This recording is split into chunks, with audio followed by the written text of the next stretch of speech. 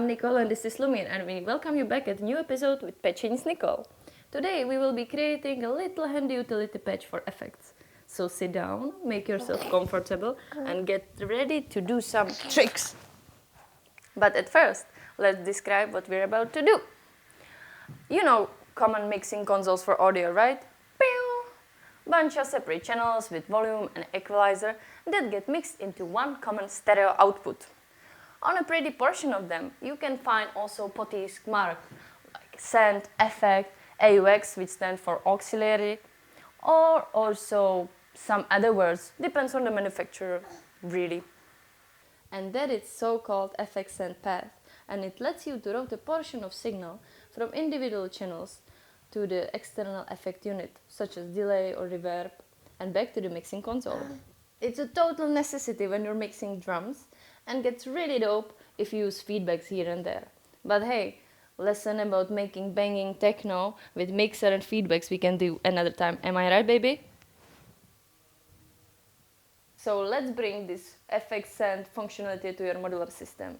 What do we need? We're going to use one main mixer, one secondary mixer, and then stack cables, or some multiple, or some signal splitter. Depends what you have on you. I will use one Bastl Instruments ABC module as a main mixer and another ABC like my secondary mixer. As an effect, I will use this spring reverb unit from another Eurorack Czech manufacturer called Autiolab. I have 5 drum voices that I want to mix in total. 3 of them will be drum samples from my grandpa sample players, and the rest I will use analog drum voices that I've prepackaged in similar fashion as I did in a previous episode about drum voice patch. If you want to see, just click on the button.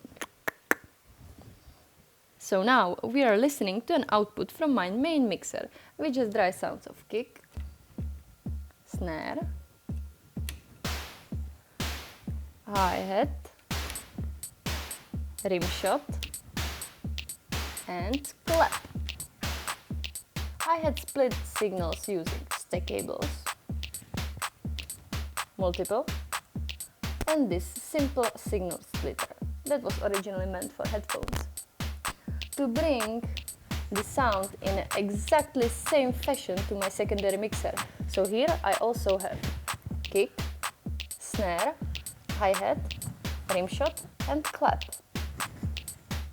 The output from my secondary mixer I will put in my reverb unit, and from reverb unit I will put in the last 3 input of my main mixer.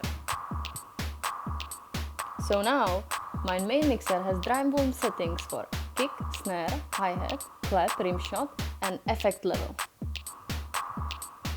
When I look at my secondary mixer, I have an effect send volumes for kick, snare, hi-hat, rim shot, and clap.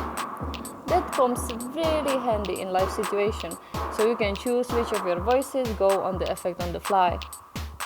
It's very versatile for having different settings and lets you use your one effect for whichever combination of voices you like, anytime. But hey, I still have one free input in my secondary mixer, and that's the best opportunity to bring some feedback in. I will use another stack cable to split the signal from my reverb unit. So it goes to the main mixer like an effect level, and to the secondary mixer channel F like a feedback amount. See, with this knob I can run the output of my reverb unit back to its input and create a nice feedback. Spring reverbs are especially nice for feedbacks. I think it deserves a filter in a way, so let's use this Doepfer bandpass one and put it in a feedback loop. And now I can play my spring reverb in self-oscillation. Are you imagining all the possibilities? What if you stick a delay there, BBD, clouds, or time safari, you name it. So now, before we finish, let's do a little recap with connection diagram. So then you can run and try this new patch. So here are my 5 drum voices and 2 mixers.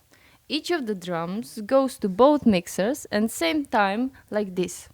Output of the secondary mixer goes into the reverb, and the output of the reverb go back into both mixers. The final sound output goes from the main mixer, and that's all. I hope you had fun today and you found this video inspiring. So now you're free to go to do some patches, and we're looking forward to see you next time. Ciao!